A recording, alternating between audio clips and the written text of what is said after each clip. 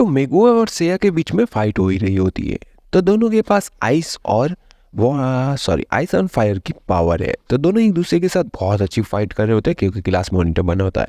पर मेगुआ को यहाँ पे इतना गुस्सा आता है जिसकी वजह से वो अपनी पावर को ओवरलोड यूज कर लेता है और उसके ऊपर एक ऐसा फायर अटैक यूज करता है जो कि वहाँ पे सभी के लिए बहुत बड़ा खतरा हो सकता है। और वो फायर बॉल धीरे धीरे इन सभी की तरफ आ रहा था। तभी हम लोग मेन कैरेक्टर्स को दिखते हैं। तभी वो फायरबॉल सभी लोगों की तरफ आ जाता। अभी नन्हा वहाँ पे सबसे आगे आता है और अपनी शील्ड की मदद से उस फायरबॉल को पूरा ही मिट्टी में मिला देता है, यानी कि पूरा गायब हो जाता है। तो सभी को पता चलता है कि नन्हा के पास एक ऐसी पावर है जो कि किसी भी अटैक को न्यूट्रलाइज कर सकती है, यानी कि स्टार्टिंग के फॉर्म में ला सकती है। ये सारी बातें सुन के सभी लोग बहुत ज़्यादा खुश हो जाते हैं और उसे अपनी क्लास का मॉनिटर बना देते हैं। तभी हम लोग देखते हैं कि वो लोग सना, नन्हा और ये लड़की दोनों ही, अब इस लड़की का नाम मैं थोड़ा सा भूल रहा हूँ तो मैं इसे अपने हिसाब से कोई नाम दे रहा हूँ। तो लिली यहाँ पे ननाओ के साथ आई होती है। तो लिली उसे कुछ बता रही होती है कि तुम्हारी पावर कितनी अच्छी है और तुम इसे फ्यूचर में कैसे यूज कर सकते हो। तो ये सारी बातें चल ही रही होती है पर ननाओ यहाँ पे कुछ ज़्यादा खुश नहीं होता। लिली उसका हाथ पकड़ती है जो कि बहुत ही इमोशनल जैसा होता है, पर एकदम से लिली के इरादे कुछ चेंज हो जाते और लिली ननाओ को एकदम से खाई में गिरा देती है। पर ननाओ खाई में गिरते गिरते एक रस्सी को पकड़ लेता है। तभी लिली नन्हा से पूछती है कि देखा अब तुम मरने वाले हो।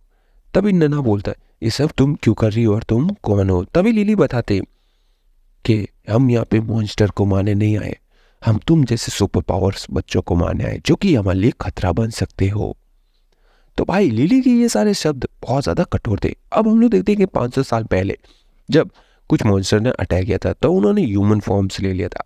ह्यूमन फॉर्म्स में वो इतने ज़्यादा पावरफुल थे कि वो किसी के भी अंडर में नहीं आ रहे थे। ऐसे करते करते ये सारी पावर ह्यूमन में फैलती गई और इन सभी को संभालने के लिए स्कूल ये ऐसी सुविधाएं की गई जिसकी वजह से हम इन लोगों को हैंडल कर सके जो कि अपनी पावर्स को संभाल नहीं पा रहे। तो इन चीज़ों के लिए ये सारी स्कूलें बनाई जाती है जहाँ पे इन बच्चों को स्पेशली उन्हें बताया जाता है कि उनको अपनी पावर्स का यूज़ कैसे और कहाँ करना है। इसलिए इन लोगों को ऐसी जगहों पे रखा जाता है। तभी हम देखते हैं कि लिली का भी जो पास्ट है वो कुछ इतना ज़्यादा सीरियस नहीं था। लिली को हमेशा सभी लोगों के बीच में कुछ डांटा जाता है, सिखाया जाता है, वो यानी कि इसकी बैक स्टोरी कोई इतनी खास नहीं है, धांसू नहीं है या ये कोई रोमांटिक नहीं है। तो हम लोग समझ सकते हैं कि लिली किन किन चीज़ों से गुजरी होगी। पर भाई ये लड़की बहुत ख़राब है। पहले मुझे इस पर प्यार ज़रूर आ रहा था पर अब इस पर मुझे कोई प्यार नहीं है। तुम चाहो तो तुम इसे प्यार कर सकते हो। I don't like this. हाँ, इसके अलावा अगर कोई और होती तो मैं ज़रूर प्यार कर लेता। प्यार शक्ल देख के नहीं किया जाता, इसके इरादे देख के मेरे को डर लगे कहीं मेरे को खाई में ना फेंक दे। तो हम लोग अपने फ्रेंड में वापस आते हैं। बहुत ज़्यादा हो गई प्यार प्यार की बातें। तो हम लोग देखते हैं कि हमारे जो क्लास के बच्चे वो बासी खा रहे होते और लिली ननाओ को एकदम से खाई में फेंक देती है और अगले दिन सभी लोग उसके बारे में पूछ रहे होते हैं कि वो कहाँ पे गया। तभी हम लोग देखते हैं कि अगले दिन उनका कोई टेस्ट चल रहा होता है जिनमें उन लोगों को एक रिवर पार करनी होती है, यानी कि छोटी सी नदी को पार करना होता है लकड़ी के ऊपर से।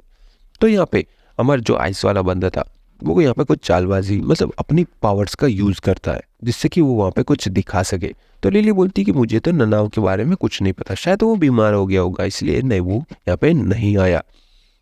तो यहाँ पे ये आइस वाला बंदा एकदम से आता है और अपनी पूरी पावर से पूरी रिवर को बर्फ में बदल देता है। तो लिली को ये कुछ ज़्यादा ही पावरफुल लग रहा था। तो लिली इसकी पावर जानने के लिए बहुत ज़्यादा एक्साइटेड थी, इसलिए वो लंच में उसके साथ खाना खाने लग जाती है।